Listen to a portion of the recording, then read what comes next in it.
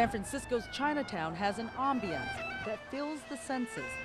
Its architecture and culture bringing into focus a world that is foreign to many Americans.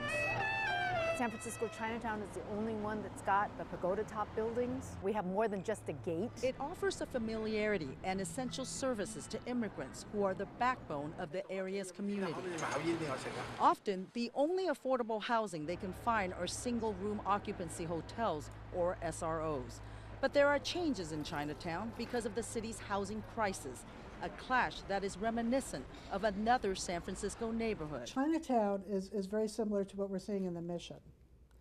The rents are going up, and we see individuals occupying residential hotels that wouldn't traditionally have been occupying those buildings. Advocates say elderly people and young immigrant families are starting to be pushed out. This couple from China lives in one small room. Mrs. Yu says she and her husband immigrated to the United States 8 years ago, hoping for a better life.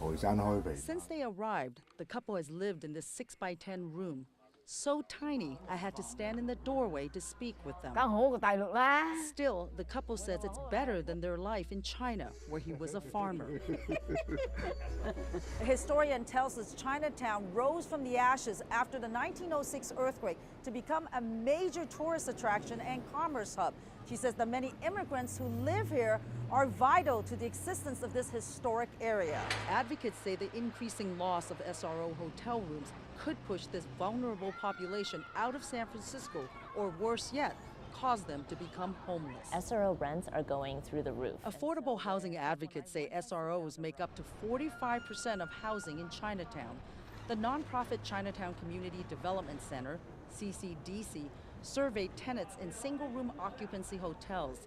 It found that in 2013, the average rent for a room in a SRO was about $600. By 2015, it went up to almost $1,000 a month, an increase of 60% in 2 years, outpacing the citywide rent increase of 18%, according to Sumper.com. What's challenging is that there are not any laws against this, but it really puts Chinatown itself at risk. I think our landlord's first concern is not lose money. Lily Young owns 3 Chinatown SROs, including this one on Commercial Street where Mr. and Mrs. Yu live.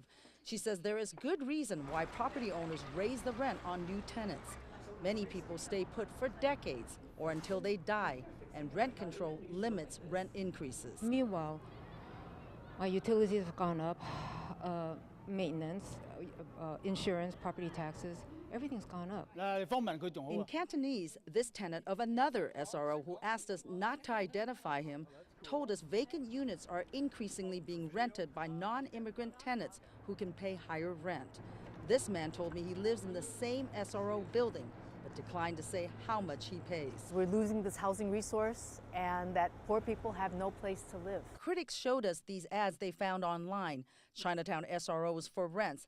Ads they say are designed to attract English-speaking people, such as tech workers and college students. It's really at crisis point, I think.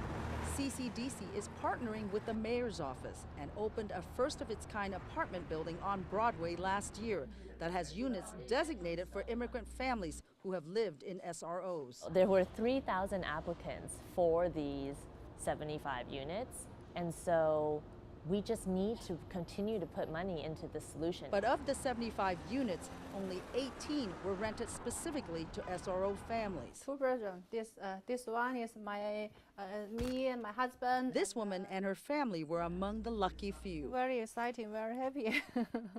Yeah.